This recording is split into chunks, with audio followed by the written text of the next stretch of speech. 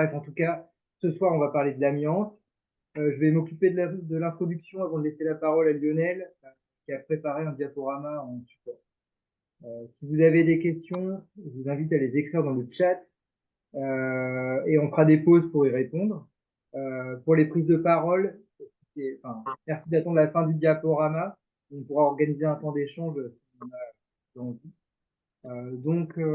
Voilà. Donc, comme chacun sait, l'amiante, matériau hautement cancérogène, et il peut provoquer des maladies mortelles dès la première exposition. En France, il a été interdit en 97 et 85% des écoles et établissements scolaires et universitaires ont été construits avant cette date. Il y a donc de l'amiante dans la plupart d'entre eux. Ce sont des bâtiments vétustes dont les matériaux se dégradent. Cette dégradation implique que de plus en plus de fibres d'amiante sont libérées dans l'air. Et voilà. Aujourd'hui, le réchauffement climatique met en lumière des problématiques d'isolation thermique des bâtiments. Et donc, il y a d'importants fonds qui sont débloqués pour une rénovation thermique du bâti scolaire et universitaire. Et c'est là où il faut faire très attention parce que cette rénovation, elle va toucher un grand nombre de bâtiments où l'amiante est présent. Et donc, elle ne doit pas se faire en ignorant cet enjeu, ni au péril de la santé des ouvriers, des ouvrières, des agents, des agences, des élèves et des étudiants étudiants. Le scandale de l'amiante qui a explosé dans les années 90 est donc loin d'être terminé et nous ne sommes encore qu'aux prémices de la catastrophe, puisque les estimations tablent sur 100 000 morts liés à l'amiante d'ici 2050, selon le Haut Conseil de la santé publique. Donc ces rapports, voilà. Il y a donc un danger de santé publique majeur, et c'est pourquoi, avec SUDEDUC, on lance une campagne contre l'amiante en milieu scolaire et universitaire, et c'est aussi pour ça qu'on organise ce temps d'information aujourd'hui. Et oui, j'informe donc que c'est un temps qui est filmé, enfin, qui est enregistré. On coupera les échanges et tout ça, il n'y a pas de problème. C'est vraiment pour conserver le temps de diaporama et pouvoir le diffuser sur YouTube pour permettre celles et ceux qui ne pouvaient pas être là ce soir d'y avoir accès. Je laisse la parole à Lionel. Allez, c'est parti. Donc, j'ai utilisé un diaporama préparé par Sud Éducation que j'ai modifié pour le rendre un petit peu plus local, puisqu'il y a quand même des problématiques locales et qu'on a commencé à récupérer des documents techniques amiante. Donc, l'amiante, un risque professionnel. Oui. Donc, le plan de la soirée, d'abord, on va redéfinir vite fait ce qu'est l'amiante, les conséquences de l'amiante sur la santé, même si Thomas vient d'en parler, ça va être très rapide. On va déterminer aussi en quoi c'est un combat syndical, puisque si l'État respectait ce qu'il a à faire, il n'y aurait pas besoin de ce combat. On va voir aussi où on peut en trouver dans les établissements scolaires, puis redéfinir un tout petit peu. À travers tout ça, on va avoir pas mal de textes, enfin pas mal, on va avoir des textes de loi, et on va redéfinir un petit peu le cadre réglementaire après, donner des petits compléments par rapport à ce qui n'aura pas été dit préalablement. Ensuite, voir un petit peu un état des lieux des luttes actuelles, et puis concrètement, qu'est-ce que vous pouvez faire, vous et nous, dans nos établissements scolaires. Donc d'abord, qu'est-ce que l'amiante? Son ancien nom, c'est asbeste. Vous verrez, il y a une maladie qui porte ce nom-là. Donc c'est une roche, là ce que vous voyez là, c'est une roche, c'est pas un matériau composite au départ. Elle est réfractaire, elle est incombustible, elle est résistante à la traction, elle est résistante à l'électricité, elle est résistante aux attaques chimiques, elle est flexible et on peut la tisser. C'est pour ça qu'il y en a partout. Donc c'est une fibre microscopique. Là, ce que vous voyez, c'est que à l'œil nu, ça se voit pas du tout. Il n'y a rien du tout, à part une poussière blanche quand il y en a énormément. Mais là, c'est vraiment quand il y en a énormément. Donc c'est des fibres microscopiques qui peuvent rester en suspension dans l'air pendant 24 heures. Ce qui veut dire que dans nos écoles, par exemple, celles qui sont amiantées, il y a eu un documentaire là-dessus il n'y a pas longtemps, on va en reparler tout à l'heure, les enfants, et nous aussi, sont au contact de l'amiante chaque jour. De façon historique, on trouve des traces d'amiante dans des poteries préhistoriques. On a parlé tout à l'heure des propriétés de l'amiante, j'en reparle pas. Les fibres, du coup, sont facilement mélangeables à plein de choses, donc on en trouve partout. Le carton, le plâtre, le ciment, le bois, on le verra tout à l'heure dans un lycée de Laval. Le bois, le textile, il y en a partout. Donc dans tout matériau composite, on doit se méfier. Et quand il y a un document technique amiante qui est fait, il y a certains matériaux dans lesquels on ne peut tester l'amiante que par analyse. On ne peut pas forcément dire à l'œil nu qu'il y en a. Mais il y en a aussi plein où on sait déjà, dès qu'on les voit, qu'il y a de l'amiante. Qu'est-ce que ça fait sur notre santé? Eh bien, ça fait très longtemps qu'on sait que ça rend malade. On a retrouvé des écrits de Pline l'Ancien qui dit que les esclaves qui tissaient l'amiante et ceux qui travaillaient dans les carrières mouraient plus jeunes que les autres. Après, on a perdu un peu ce savoir-là pendant tout le temps où on ne savait plus lire les textes antiques. Et ensuite est revenue une utilisation dont on dit qu'elle est anecdotique jusqu'au 19e siècle, mais dès 1906, il y a eu les premières fibroses. On va voir, c'est une des catégories de maladies. L'amiante est classée substance cancérogène avérée depuis 1977, donc ça va faire 50 ans dans peu de temps. Et pourtant, dans nos écoles, on est loin de faire ce qu'il faut. Ce qu'il faut savoir, c'est qu'une seule fibre peut suffire à être malade. Il n'y a pas de seuil. Il y a plein de matériaux dont on nous dit en dessous de tel seuil, on n'est pas en danger. L'amiante, c'est pas le cas. Une fibre peut suffire à être malade. L'image qu'on pouvait se faire auparavant, on se disait que c'était les ouvriers qui travaillaient Dans les usines d'amiante. dans les usines d'amiante qui étaient, enfin, qui tombaient malades. En fait, voilà, la science nous dit que c'est faux. Et surtout, c'était que la première vague. Donc, il y a eu toute cette catastrophe dans les usines d'amiante. C'était que la première vague. Et la deuxième vague, elle a commencé déjà. Mais le pire est devant nous. Donc, ça a été interdit l'amiante dans les bâtiments neufs en France à partir du 1er juillet 97. La date du 1er juillet, c'est la date du permis de construire. C'est pas la date de début des travaux, la date de fin des travaux. Tous les permis de construire qui ont été signés après le 1er juillet 97, on est sûr que les bâtiments ne contiennent pas d'amiante. Pour un permis de construire qui aura été signé le 30 juin 1997, on n'est pas sûr. Voilà, donc ça provoque deux types de maladies. Les fibroses, on en a parlé tout à l'heure. Donc, les fibroses, c'est dû au contact de l'amiante avec un tissu humain. Donc chez nous, ça va être les poumons, la trachée, la gorge, tout ça. Ça provoque des plaques pleurales. Les plaques pleurales, c'est sur la plèvre. Pleurale, ça vient de plèvre. Des épaississements. L'asbestose, donc qui vient de l'ancien nom de l'amiante. L'asbestose, c'est donc l'équivalent de la silicose pour les mineurs. C'est l'asbestose des travailleurs de l'amiante. Ce qui est important là à retenir, c'est que les délais de latence sont énormes. Délai de latence de 10 à 20 ans. Donc si j'ai eu un début de cicatrisation anormale dû à l'amiante, il se peut que ma fibrose se déclare 20 ans plus tard. C'est pas forcément tout de suite. Pour les cancers, c'est pareil, énorme délai de latence. Donc les cancers, des cellules normales qui apparaissent suite à des mutations et qui se multiplient. Il y a le cancer bronchopulmonaire, le cancer des poumons. Donc celui-ci, on dit toujours qu'il est multifactoriel. Donc l'amiante, le tabac, plein d'autres choses peuvent entrer dedans. Par contre, le mésothéliome, c'est un cancer de la plèvre qui est spécifique à l'amiante, c'est-à-dire que celui-ci, on sait qu'il n'y a que l'amiante qui le déclenche. On ne peut pas vous dire vous avez un mésothéliome parce que vous avez fui. Et on s'est rendu compte dernièrement, il y a quelques années, j'ai les années en tête, mais que les cancers du larynx et des ovaires peuvent aussi être liés à l'amiante. Et là, les temps de latence sont encore plus longs, 15 à 40 années après l'exposition. Donc pourquoi est-ce que l'amiante est un combat syndical? Là, il y a un documentaire qui est passé sur France 5 il n'y a pas longtemps, qui a été fait par Vert de Rage, Amiante, nos écoles malades. Je vais pas faire un résumé ici, il est toujours visible sur la plateforme France TV là en ce moment. Par contre, il est édifiant, hein. Il y a des fibres d'amiante dans des écoles libérées directement. On voit des images où une personne fait des prélèvements dans lesquels il va y avoir de l'amiante. Et sur les tables, on voit les trousses des enfants parce que la personne a fait le prélèvement pendant que les enfants étaient en récréation. Et le prélèvement, il est catastrophique dans cette école-là. Il y a aussi des problèmes sous des préaux, on va le voir tout à l'heure sur les lieux dans lesquels on peut trouver de l'amiante.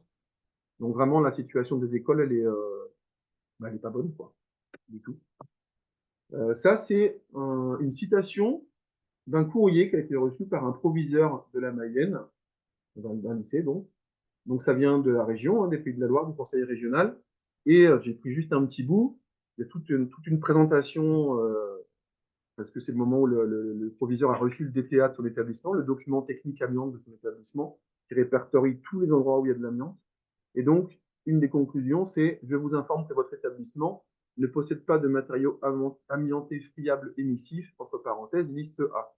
Et ça précise ensuite que une partie des choses qui sont dans la liste A, qui sont les choses les plus anciennes, donc les plus dégradées, donc comme disait Thomas tout à l'heure, celles qui aujourd'hui posent problème, c'est bien la dégradation qui libère des fibres qui sont cancérogènes. Mais, et ça précise aussi qu'il y a la liste B, mais par contre, on ne nous dit pas ce qui se passe en liste B. Or, Si on feuillette le DTA, donc le DTA de cet établissement-là, il fait à peu près 500 pages, je crois, de mémoire. C'est assez long à lire, évidemment. Eh bien, on a 3 photos qui sont tous les 3 dans le même bâtiment. Et ce qu'on voit là, c'est des dalles qui sont abîmées. Ces dalles sont amiantées et la colle qui est en dessous est amiantée. Donc ça, l'opérateur, quand il arrive sur place, ne peut pas le voir directement. Il se rend compte ensuite quand il fait des prélèvements. C'est pour ça qu'il y a des petites étiquettes là. Les petites étiquettes que vous voyez, S020, S023, S029, c'est les numéros de prélèvement.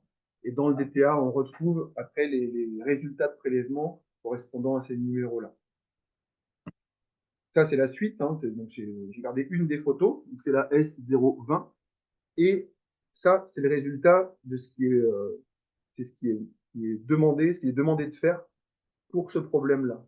Donc, ça nous dit ici que la protection physique n'est pas étanche, que le matériau est dégradé de façon ponctuelle, c'est-à-dire que c'est pas l'ensemble de la dalle, c'est une partie de la dalle qui est dégradée, qu'il y a un risque d'extension de la dégradation à terme, et donc on doit faire ici une activité, activité corrective de niveau 1.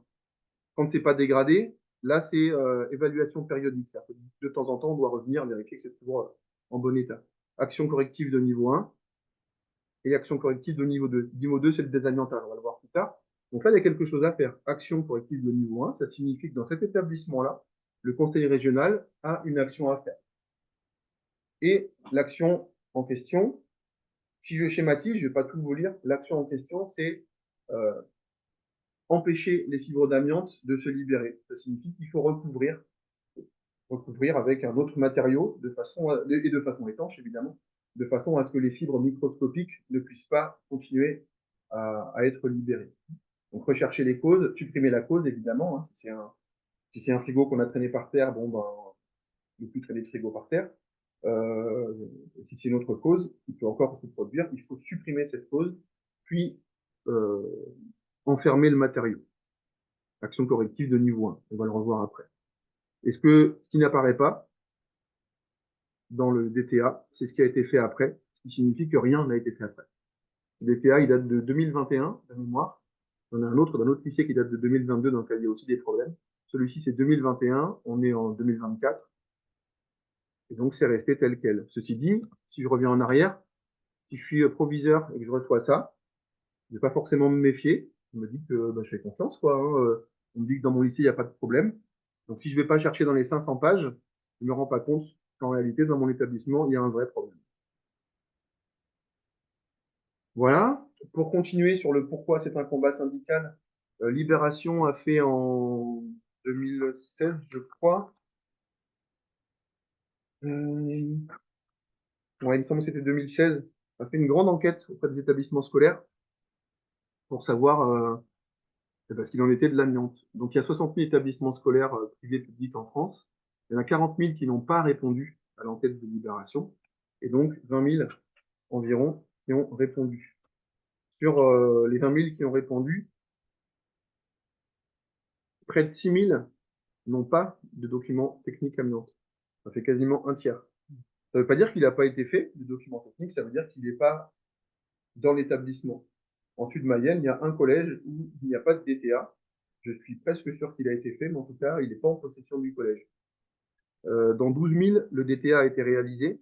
On va voir juste après que la question est très importante, c'est de savoir à quel moment il a été réalisé et s'il a été actualisé. On va voir qu'il y a différents types de matériaux qu'on vérifie aujourd'hui, qu'on ne vérifiait pas avant. Donc, si un DTA qui date de 2000 vous dit qu'il n'y a pas d'amiante, ça veut dire que dans les éléments qu'on a vérifiés en 2000, il n'y en avait pas, qu'il a été bien réalisé. Ça ne veut pas dire qu'il n'y en a pas du tout.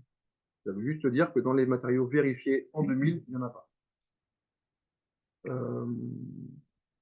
Parmi les DTA qui ont été faits, les 12 000, il n'y a pas d'obligation de travaux dans 6 000 d'entre eux. Pas de réponse pour une partie. Obligation de travaux dans 718 d'entre eux.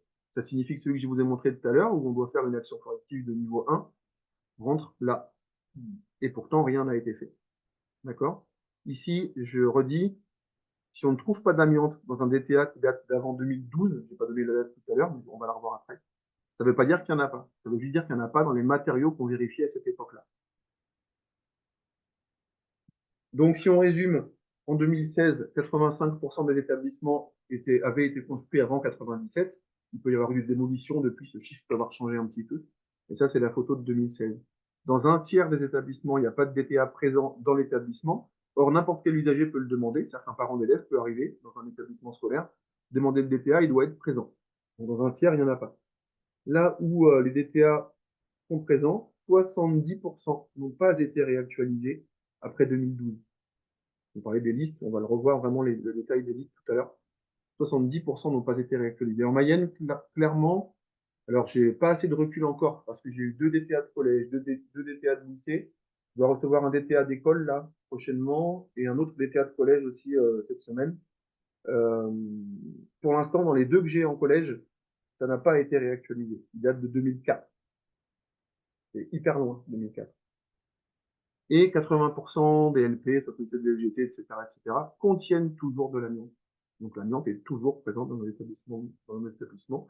Et comme on le disait tout à l'heure, les préconisations de travaux ne sont pas ou peu suivies. Tout à l'heure, le DTA datait de 2021 et les travaux ne semblent pas avoir été faits. En tout cas, ça n'apparaît pas. Normalement, s'ils sont faits, ça apparaît. C'est obligatoire. Le DTA doit dire les travaux ont été faits à tel moment, en suivant bien les règles avec des entreprises spécialisées.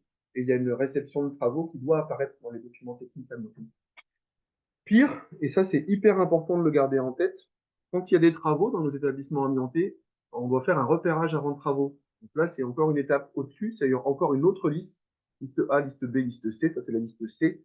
Donc il faut parfois faire des prélèvements à l'intérieur des murs pour aller voir plus loin ce qu'il y a dedans. Parce que si on doit percer un mur pour fixer, ou percer un plafond pour fixer un vidéoprojecteur, s'il y a un flocage, on doit savoir si le flocage est amianté. Si le flocage a été recouvert par autre chose, on doit percer pour savoir si dans l'épaisseur que l'on va percer par ce vidéoprojecteur, il y a de l'amiante ou pas. Ça, clairement, dans mon établissement, en tout cas, je l'ai jamais vu. Et c'est important parce qu'en fait, en perçant, effectivement, on libère énormément de fibres, quoi. C'est ça. Donc, s'il y a une présence d'amiante, et puis ça va rester 24 heures en suspension dans la classe. Et donc, les travailleurs, les travailleuses, les élèves vont le respirer, quoi. Et 24 heures après, si ça n'a pas été aspiré, eh bien, quand on va marcher, quand on va se déplacer, quand on va travailler, on va à nouveau faire bouger les fibres. Et ça peut être sans fin. Ça, c'est une citation d'une des veuves des 6 enseignants qui sont décédés au lycée professionnel de Gérardmer. Ils sont toutes morts entre 92 et 95 de cancer dû à l'amiante. Elle fait le lien entre le traitement de l'amiante dans l'éducation nationale et le traitement médical des personnels. Le fait qu'il n'y ait pas de médecine du travail, qu'on n'ait pas de dossier médical, facilite le fait qu'on ne s'occupe pas de savoir s'il y a de l'amiante ou pas dans les établissements scolaires. Moi, je fais un parallèle, c'est un petit peu comme pour l'inclusion et les AESH. Quand on voit comment sont traités les AESH, on voit comment est traitée l'inclusion dans notre pays. Alors ça, c'est quelque chose que vous devriez voir dans au moins 85% des établissements scolaires. 85% des établissements contiennent de l'amiante. Et ça, c'est l'étiquette qu'on doit mettre sur tous les éléments amiantés.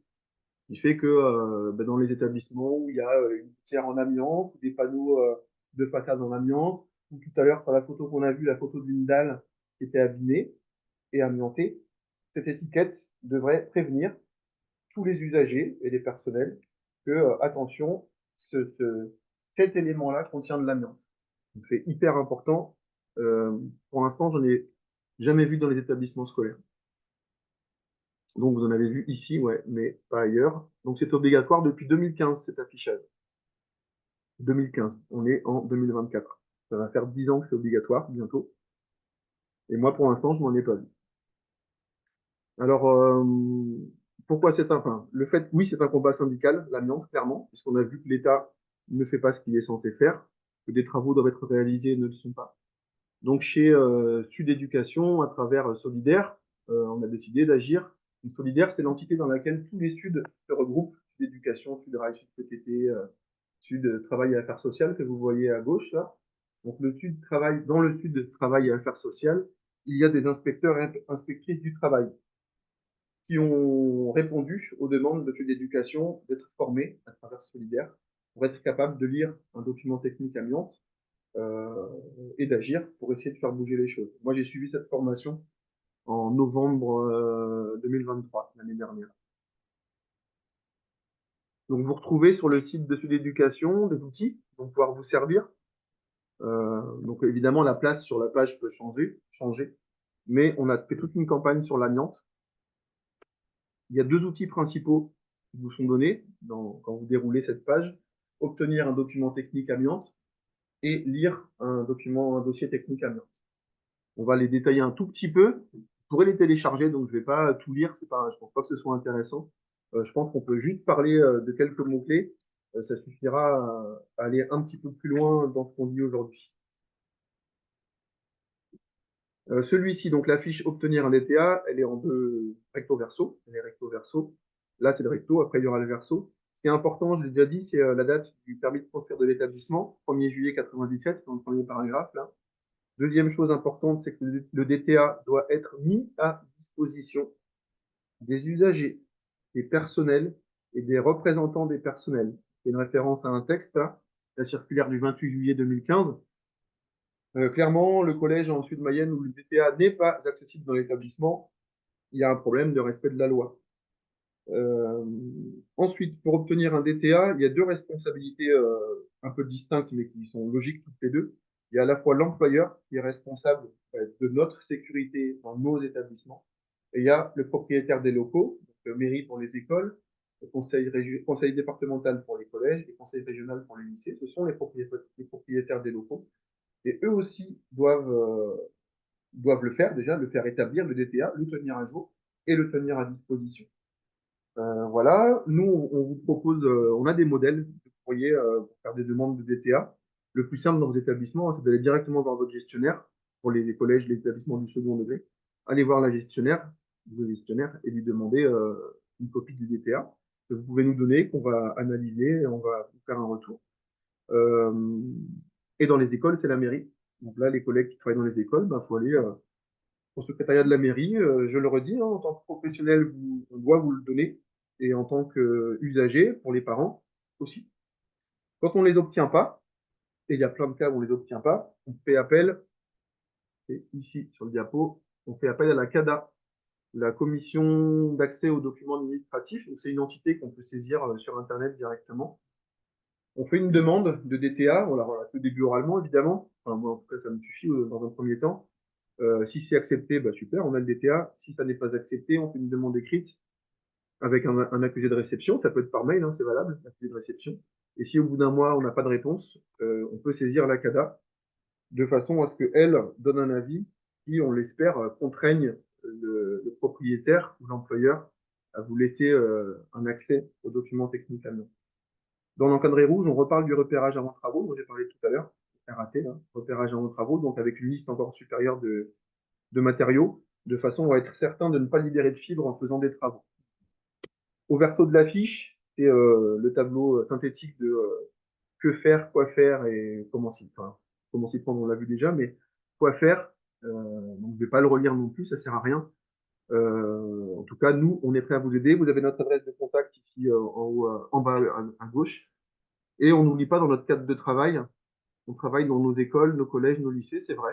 On travaille aussi dans nos gymnases, dans lesquels il peut y avoir de l'amiante. Donc c'est plus les mêmes propriétaires, ça peut être une communauté de communes ou une commune. Nos écoles de musique, nos médiathèques, nos musées, en fait, partout où on se déplace avec nos élèves, on a le droit, puisqu'on y va, on est usager, donc on a le droit de demander les documents techniques amiantes. Donc la tâche, elle est colossale, parce que potentiellement, tous ces bâtiments qui datent d'avant 97 peuvent contenir de l'amiante. Cette diapo-là reprécise un petit peu l'histoire de l'accès aux documents techniques amiantes. Donc c'est régi par le Code de la santé publique. Les occupants dans l'immeuble, les représentants du personnel, donc les syndicats chez nous, les usagers et usagères, c'est les parents, et bien sûr les personnels. Je reviens pas sur le rôle de la CADA, je viens d'en parler, mais c'est vraiment important. Et les élèves. Oui, usagers, usagères, ouais, c'est les élèves et leurs familles. Voilà. Ensuite, la deuxième fiche. La fiche lire un dossier technique amiante. Celle-ci, c'est une fois que vous l'avez obtenue, c'est des choses importantes à regarder.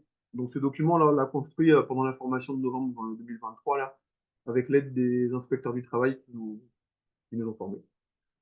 Donc la première chose à retenir, enfin, à regarder, c'est la date. Si c'est avant décembre 2012, si on dit qu'il y a de l'amiante dedans, ok, il y en a. Mais il y a toute cette deuxième liste, la liste B, qui a été actualisée à ce moment-là et qui n'a pas été vérifiée si le document date d'avant 2012.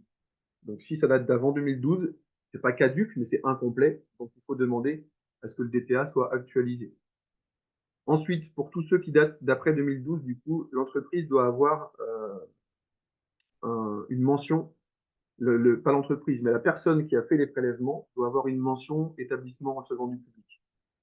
Eux, dans leur formation d'opérateur amiante, quoi, diagnostiqueur amiante, il y a différentes mentions. Ce qui nous concerne, c'est établissement recevant du public. S'il n'y a pas la mention, ben là, pour le coup, c'est même pas qu'il est incomplet, c'est que la loi n'est pas respectée, il faut le refaire. Et enfin, ça c'est super important, vous devez avoir la liste des locaux visités dans votre établissement de façon exhaustive. Ça veut dire que c'est pas à vous de réfléchir à tiens, est-ce qu'il y a la chaufferie dedans. Normalement, ce qui n'a pas été visité doit apparaître en tant que locaux non visités. Ça, dans les lycées mayennais, c'est fait, parce que les DTA sont plus récents, hein, tout simplement, que les collèges. Donc moi, les deux que j'ai lus, j'ai la liste des locaux qui ont été visités, la liste des locaux qui n'ont pas été visités avec la cause. Alors parfois, c'est un peu cocasse, parce que dans nos lycées professionnels, qui sont pourtant équipés de choses pour aller travailler en hauteur, les toits n'ont pas été visités parce que c'était impossible d'y aller sans nacelle. Les ascenseurs n'ont pas été visités parce qu'il n'y avait pas d'ascensoriste pour sécuriser, ben, je suppose, hein, bloquer l'ascenseur et faire en sorte que l'opérateur puisse aller dans la cage d'ascenseur. Plus grave, il y a aussi des locaux qui n'ont pas été visités parce que le gestionnaire ou la gestionnaire a refusé de donner les clés. Ça, c'est beaucoup les caves de les caves des logements dans les lycées. Il y en a plusieurs qui n'ont pas été visités parce que malgré plusieurs demandes, et c'est écrit comme ça, hein, malgré plusieurs demandes, je n'ai pas eu les clés. Ou le gestionnaire a refusé de me donner les clés. Et donc du coup, forcément, pour ces locaux-là, normalement, il faut refaire un DTA de façon à avoir une liste vraiment exhaustive, une photo exhaustive de l'établissement. Voilà, donc une fois que vous avez vérifié que tout est bien là, que la date c'est bien, le certificat c'est bon, et que vous avez une vraie liste des locaux visités et des locaux non visités. Donc quand il n'y a pas de locaux non visités, normalement on voit néant. C'est écrit, c'est pas juste une case qui est vide, c'est écrit néant pour bien dire j'ai bien été dans tous les endroits visitables de cet établissement scolaire. Et ben après le mieux c'est de se déplacer dans l'établissement que vous connaissez pour identifier les lieux. Parfois, il y a des plans, parfois, il n'y en a pas. Pour identifier les lieux où il y aurait des éventuelles photos de choses. Voilà. Mais même quand il n'y a pas de plan, en tout cas, on nous dit dans quel bâtiment c'est. L'internat, l'externat, le bâtiment de restauration, la chaufferie, l'atelier moto, l'atelier ceci, on nous dit. Voilà. Et après, ouais, ce qui est important, c'est que c'est pas toujours écrit de la même façon. Là, clairement, chez nous, les DTA de collège, qui datent donc d'avant 2012 pour l'instant, dans ce que j'ai eu en tout cas, sont pas du tout écrits comme les DTA lycée. Et c'est beaucoup plus compliqué de savoir vraiment si la personne a bien été partout quand c'est un DTA de collège, pour l'instant en Mayenne. Nous, notre première action hein, collective, ce sera de réussir à obtenir l'actualisation des DTA de collège. Voilà, donc là, on précise un petit peu. Si le DTA date d'avant 2012, il n'est pas complet. Donc je redis, s'il y a de l'amiante qui a été détectée, ok, il y a de l'amiante, mais tous les matériaux qui devaient être inspectés n'ont pas été inspectés, puisqu'avant 2012, la liste B était créée en 2003, liste A en 96, la liste B créée en 2003 et actualisée en 2012. Donc si c'est avant 2012, c'est pas complet. Il faut demander à ce que ce soit refait de façon à être complet. Donc ça redonne les listes. Je vais pas lire chaque chose, si c'est peut-être important quand même. Liste A, donc les choses qui se sont dégradées le plus vite en fait. Hein, c'est réellement ça qui s'est passé. On s'est rendu compte que ça se dégradait, donc on s'est dit oulala, les flocages se dégradent et il y a de l'amiante, donc c'est ce qu'il faut qu'on vérifie dans les établissements, dans tous les endroits où on doit vérifier l'amiante. Donc les flocages, les calorifugages, notamment des tuyaux avec les plâtres pleins d'amiante, et les faux plafonds. Les faux plafonds, il y a eu un énorme scandale à Nantes, dans un bâtiment public qui s'appelait le Tripode, dans lequel il y a eu trois administrations, ministère des Finances, je sais plus, il y en a eu, enfin bref, trois administrations, des fonctionnaires. Ils avaient dès le début des poussières blanches sur les bureaux, de la poussière blanche sur les bureaux tous les matins. Quand ils claquaient les portes, il y avait un gros nuage de poussière et c'était de l'amiante. Donc, les gens ont été extrêmement exposés. On menait un lourd combat, un long combat pour obtenir à la fois la reconnaissance des maladies et pour obtenir que l'endroit soit fermé, désamianté et démoli, ce qui a été le cas. Ça, c'était donc la liste A. Liste B, hein, oui, il y a une BD du Tripode de Nantes qui raconte le combat. Liste B, les dalles, on en a parlé tout à l'heure, c'est des photos que je vous ai montrées, les dalles en vinyle, vinyle alimenté, les conduits, donc ça aussi, il y en a dans des lycées qui sont en amiante, les canalisations, les plâtres, les bardages extérieurs, on va voir des photos après, les bardages extérieurs qui peuvent être amiantés. Ça, c'est la liste B, donc actualisée en 2012, ce qui veut dire qu'on peut très bien avoir des bardages extérieurs amiantés dans des établissements scolaires avec un DTA qui date de 2004, et du coup, on pense que c'est bon, mais sauf que personne n'a regardé les bardages en 2004. Et la liste C, c'est celle qui concerne uniquement les relevés avant travaux. Ce qui va être important aussi, c'est ça là. Un opérateur peut dire qu'il y a de l'amiante par prélèvement, par facture, puisqu'en fonction de ce qui est marqué sur la facture, il peut le savoir, et par examen visuel. On va voir tout à l'heure dans les préaux notamment, ou sur les fibros de toiture, les opérateurs ne font pas de prélèvement, ils voient directement que tel élément contient de l'amiante. Par contre, un opérateur ne pourra pas dire, il pourra dire qu'il n'y a pas d'amiante dans quelque chose qui est susceptible d'en contenir par prélèvement, par facture, parce que selon la date des factures, on a dit l'amiante a été interdit dans tous les bâtiments neufs en 97. Ce qui veut dire que si j'ai une facture d'un élément qui date de 98, il n'y a pas d'amiante dedans. Même si c'est du fibro, c'est pas du fibro amianté, par exemple. Par contre, sur quelque chose qui est litigieux, l'examen visuel ne suffit pas. C'est-à-dire qu'une dalle de plafond, si je ne suis pas certain qui peut contenir de l'amiante, si je suis pas certain de la date à laquelle elle a été achetée, l'examen visuel ne me suffira pas à dire qu'il n'y en a pas. Il va falloir prélever, faire analyser et attendre la réception de l'analyse. Euh, voilà. On avance. Ça, c'est les actions correctes, enfin, ce qui se passe en fonction de l'état des éléments amiantés. Les matériaux qui peuvent contenir de l'amiante, les MCA, là, matériaux, on dit aussi MPCA parfois, matériaux pouvant contenir de l'amiante, ou MCA, matériaux contenant de l'amiante. Pour la liste A, ça c'est uniquement ce tableau pour la liste A, 3 états, bon état, intermédiaire, dégradé. En fonction de ça, surveillance visuelle tous les 3 ans, ou mesure d'empoussièrement avec un niveau, alors qu'on a dit que l'amiante était un cancérogène sans seuil. Là, on nous parle de s'il y a 5 litres par litre dans l'air, ça va. Scientifiquement, c'est faux.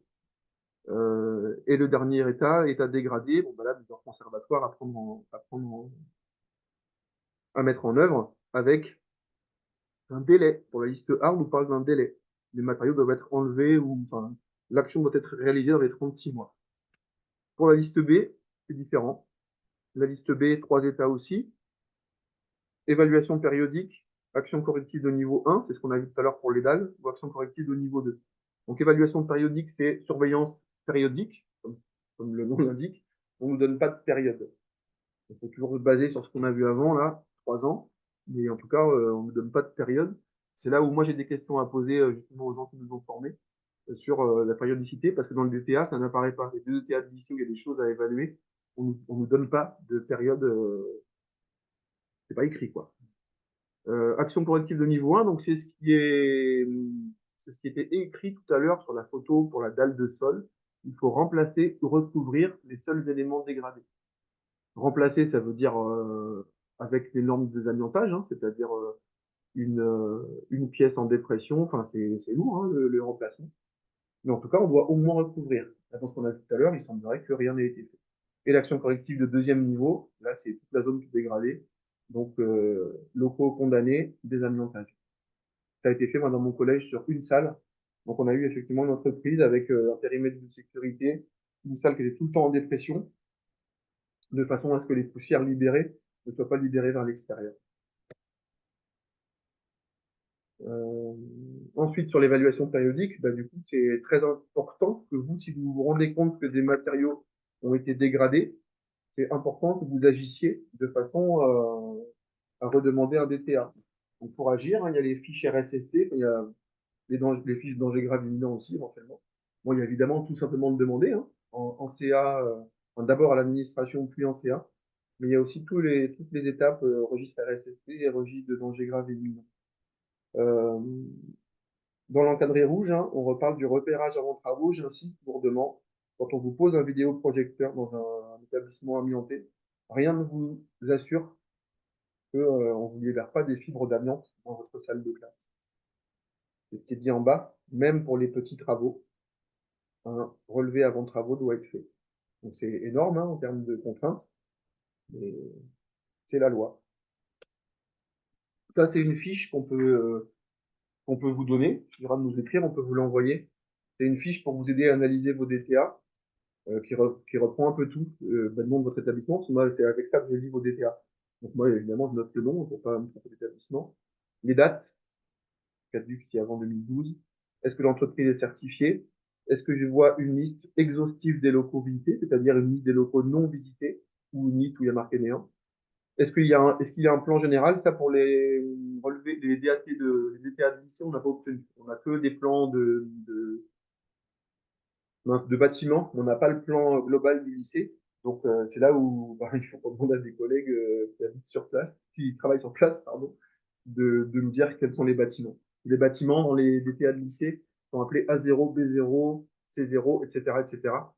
Et ils sont pas du tout appelés, je sais pas, bâtiment F parce que c'est le bâtiment F, c'est le F qui est écrit dessus, ou bâtiment 2 parce que c'est le 2 qui est écrit dessus. C'est vraiment pour tout le monde A0, B0, C0, etc. Donc pour nous qui ne sommes pas dans l'établissement, c'est pas forcément facile de se repérer.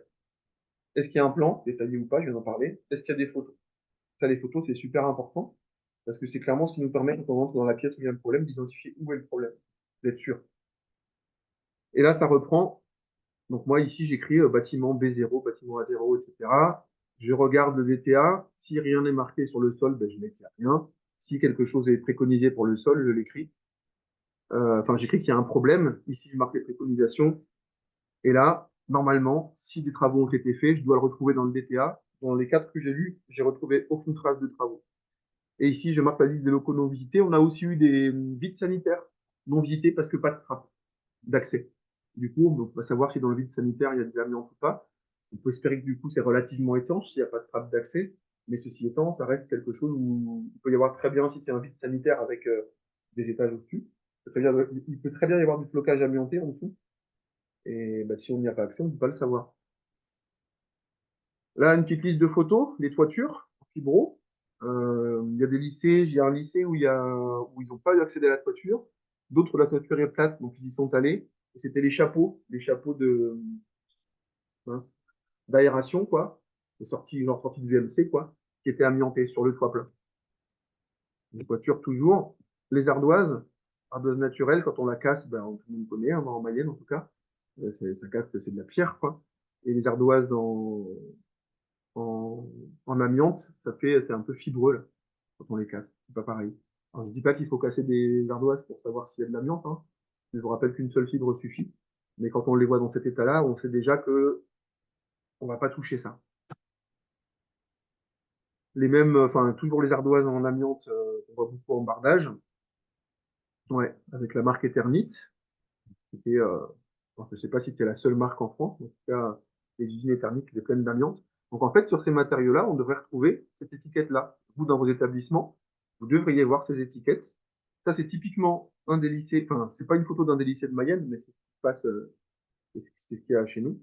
Un des lycées du sud de Mayenne, toutes les plaques qui sont sous les fenêtres sont amiantées. Et certaines, en rez-de-chaussée, sont en mauvais état. Alors du coup, moi, je connais pas, enfin, j'ai jamais vu, j'ai peu vu d'élèves en récré dans ce lycée-là. J'y suis déjà passé, mais ouais, j'ai pas fait attention, je n'étais pas encore formé.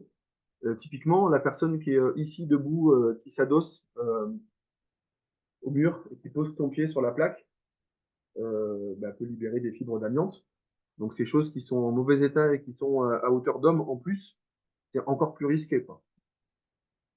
Voilà, vous voyez les plaques de rez-de-chaussée. Imaginez que je m'adosse au mur et que je pose mon pied là-dessus. Je ne sais pas qu'il y a de l'amiante, donc bah, je pose mon pied, je discute. Quand je repars, bah, mon pied il frotte sur la plaque et je libère des fibres. Ça, c'est les flocages. Il y a énormément, Pardon, ouais, vas-y.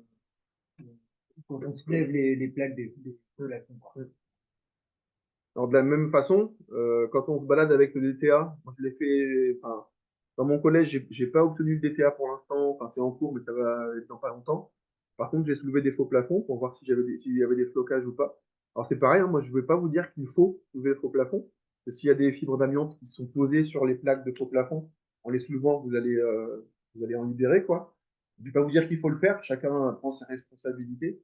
Euh, voilà, mais ça existe, et normalement, la personne qui a fait le DTA, elle a soulevé les plaques, normalement elle a un masque, elle a ce qu'il faut pour se protéger, un masque et des vêtements. Oui, les vêtements, dans les usines d'amiante, il y a beaucoup d'employés qui ont ramené des fibres d'amiante à la maison dans leurs vêtements de travail, qui est rentré avec leur bleu de travail à la maison. Euh, leurs femmes, alors, enfin, ouais, une très top. Leurs femmes secouaient les vêtements avant de les mettre à la machine à laver. Et en fait, il y a des familles entières qui ont été malades de l'amiante à cause de l'amiante rapportée des usines. C'est pour ça que moi, je vais pas vous conseiller de soulever un faux plafond pour regarder au-dessus.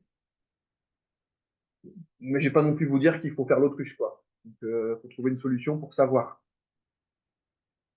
Les calorifugage, donc ça, c'est les mélanges plâtre, amiante, etc., qui font le calorifugage des tuyaux. Ben ça, c'est une catastrophe, quoi, hein, clairement. Et on s'en méfie pas. On se dit, ouais, il y a des fibres, c'est de la fibre de verre, ok, ben, je peux couper ça, même nous dans nos maisons, hein, je peux couper ça et puis tout va bien. Mais non, non, non, ça peut être de l'amiante. Et quand c'est abîmé, du coup, comme là, comme sur cette photo-là, quand c'est abîmé, ça libère des fibres d'amiante dans l'air. Les dalles de faux plafond, il y a aussi un établissement scolaire où les dalles elles-mêmes contiennent de l'amiante. Donc, si elles se dégradent, bah, cette poussière blanche dont on parlait tout à l'heure va se déposer, ce sera la catastrophe.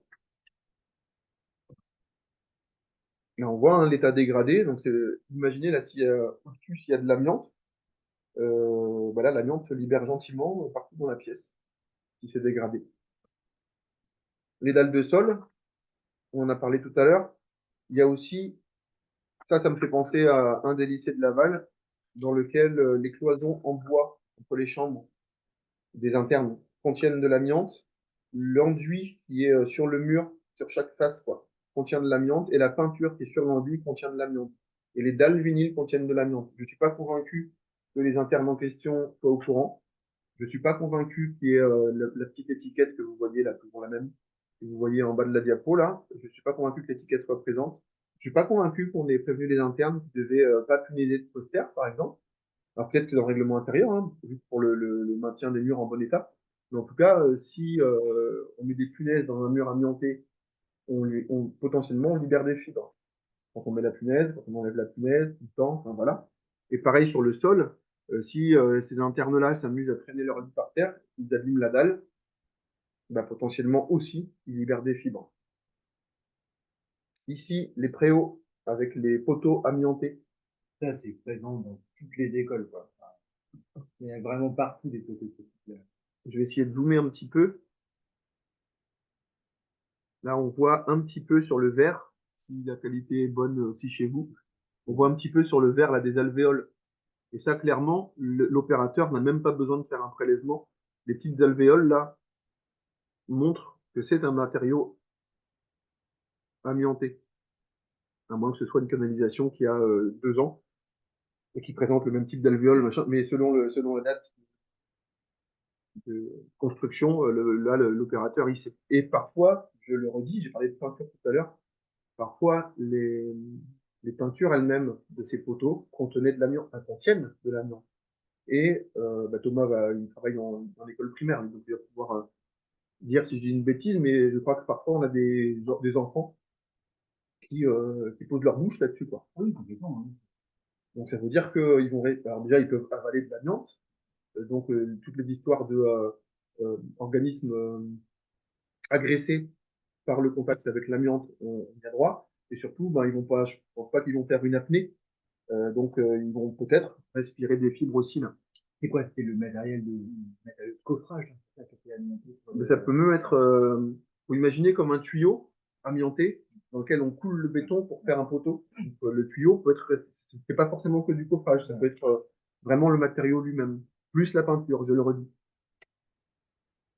Les dalles de sol, on en a déjà parlé, je vais pas redire. L'école, c'est une catastrophe. Dans mon collège, si j'ai bien compris, j'ai pas encore le DPA, mais dans mon collège, les problèmes venaient d'école des plaintes. On a aussi l'école des paillasses en SVT.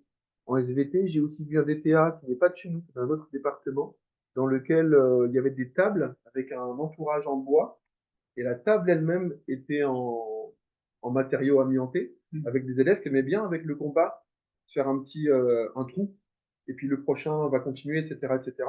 Donc, il y a très bien de ça au lycée sur les tables qui étaient en chaîne, on a eu de la chance. Et à la fin, on est tout content parce qu'il y a un des copains qui a réussi à trouver complètement la table et arriver de l'autre côté. Donc, si la table elle est amiantée, ben, c'est beaucoup moins drôle. Voilà, l'école de faïence. Donc, de la même façon, si on se dit, tiens, il y a un carreau de faïence qui est cassé, on se dit pas forcément qu'on a un problème d'amiante, si on n'est pas au courant.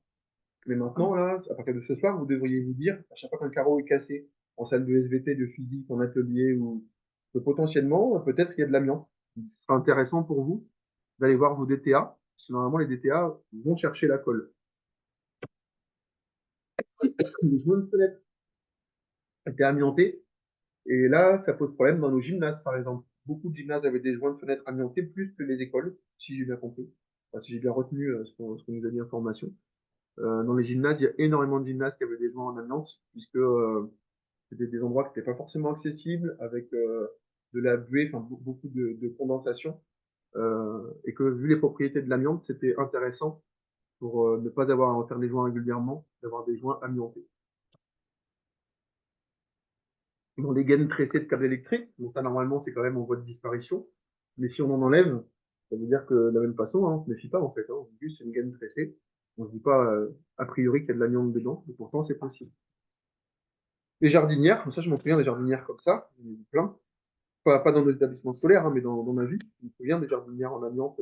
Je savais pas que c'était de l'amiante, mais voilà. Donc la situation actuelle, si on résume, le matériau est bien présent dans nos bâtiments. Il y est. Dans les 4 DTA que j'ai lus, il y en a. Pour l'instant, j'ai pas lu, alors, encore une fois, j'ai pas beaucoup de recul, j'en ai que 4 pour l'instant. Mais j'ai pas lu de DTA où il n'y a pas d'amiante.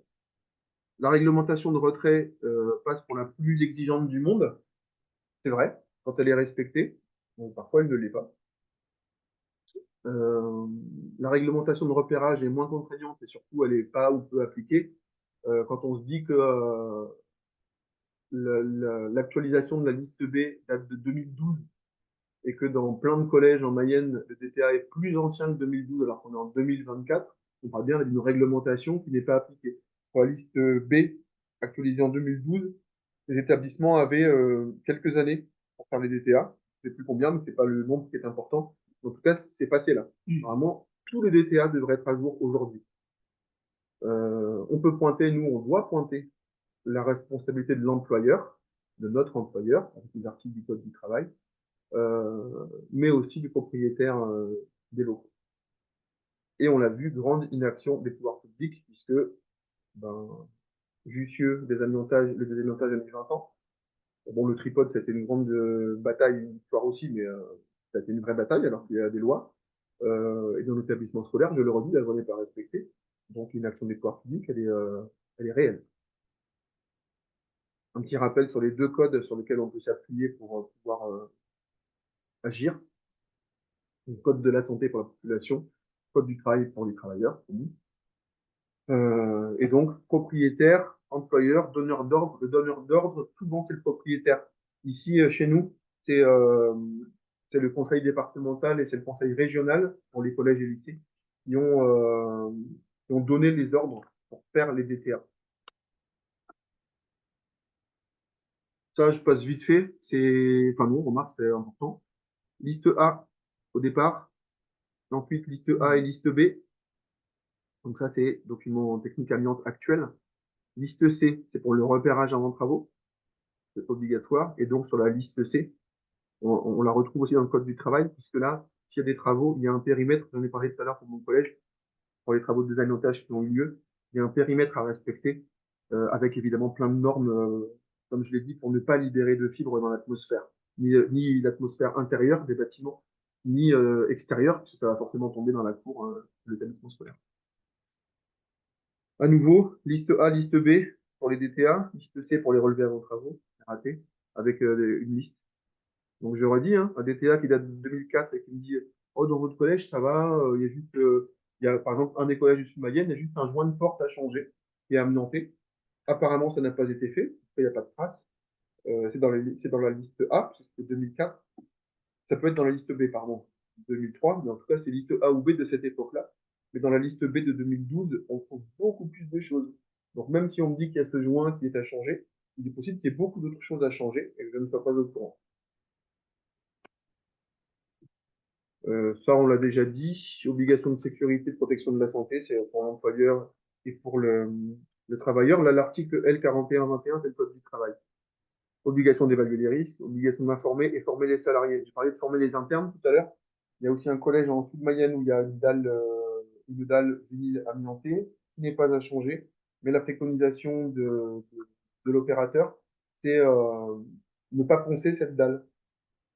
Et je n'ai aucune idée, je ne sais pas si les agents d'entretien sont au courant. Ce qui veut dire que l'autolaveuse, ce serait mieux de ne pas la passer. Donc, il y a vraiment des formations à faire pour nous, pour les élèves, pour les agents. Et moi, sur ce que j'ai pour l'instant, je ne sais pas. Je ne dis pas que ça n'a pas été fait, je dis que je ne trouve pas de trace et je ne sais pas. Donc, il faut agir syndicalement enfin syndicalement et collectivement, de façon à faire bouger les choses. Le repérage avant travaux, créé en 2017, ce qui veut dire que s'il y a des travaux dans vos établissements avant 2017, le repérage avant travaux n'était pas obligatoire. Et en fait, dans les usages, on en est encore là. C'est-à-dire que la personne du conseil départemental va venir vous installer un vidéoprojecteur, va percer votre plafond, ou vous installer un tableau, un tableau numérique, et percer votre mur, en se disant, ben, il n'y a pas de problème, quoi, je perce. Alors que depuis 2017, pour faire des travaux comme ceux-ci, on doit d'abord savoir s'il y a de l'amiante ou pas dans l'épaisseur que l'on va percer. Voilà, tout type de travaux, même bénin, on l'a déjà dit. Ça, c'est les luttes actuelles. Ça, c'est un documentaire, Les Sentinelles, de Pierre Pézra. Pierre Pézra, c'est le fils de Henri Pézra. Henri Pézra, c'était un docteur en sciences physiques à l'université de Jussieu à Paris. C'est lui qui a été le premier étonné par cette poussière blanche. Il en est mort. C'est lui aussi qui a mené les premières luttes contre l'amiante en France. C'est lui il fait partie d'un collectif qui est à l'origine de l'interdiction de l'amiante dans les bâtiments en 97. Voilà, donc le film parle des parcours des victimes de l'amiante et des pesticides des années 70 à nos jours. Ça, c'est l'exemple d'un collège. Responsabilité du rectorat du conseil départemental. Ils ont été aidés par l'association des victimes de l'amiante, l'ADEVA, ADEVA, qui a montré un non-respect des lois, à la fois sur l'information, donc l'étiquetage, etc., les précautions à prendre, les mesures d'urgence à prendre. Ils ont obtenu du conseil départemental, oui, c'est un collège, ils ont obtenu du conseil départemental des actions. Ce qui est anormal, c'est qu'il a fallu lutter là où les pouvoirs publics devraient juste respecter la réglementation et la loi. Les pouvoirs publics, c'est l'État. Voilà. Donc quand on édicte une loi, ben, on la respecte, c'est juste normal. Donc les responsabilités civiles et pénales peuvent être pointées. Pour l'instant, personne n'est passé ni à Jussieu, ni au Tripode, ni nulle part. Personne n'a été mis en cause pénalement pour des problèmes d'amiante. Concrètement, ce qu'on a à faire dans nos établissements scolaires, nous, c'est d'abord obtenir le dossier technique amiante. Je redis que vous pouvez nous le transmettre et qu'on va l'analyser. Il y a notre adresse mail ici, elle est aussi sur notre site internet, enfin, vous pouvez nous trouver sans problème. Et obtenir aussi, normalement le DTA, c'est pas juste le dernier DTA. Le DTA, c'est l'ensemble des choses qui ont été faites concernant l'amiante dans un établissement scolaire. C'est-à-dire que là, lorsque les collèges vont avoir refait les DTA, mis à jour, on devrait obtenir, quand on le demande, le vieux DTA, puis celui de 2025, etc., etc., et avoir aussi tous les relevés avant de travaux qui ont été faits pour tout type de travaux. Ça, tu peux me permettre, c'est la même chose avec les travaux, quoi. Quand il y a eu des travaux de fait pour des amiantés, par exemple, on ne doit pas faire disparaître effectivement l'ancien DTA. C'est hyper important. C'est très important pour des C'est la mémoire, reconnaissances ouais, ultérieures. de maladies professionnelles pour les collègues qui ont été concernés.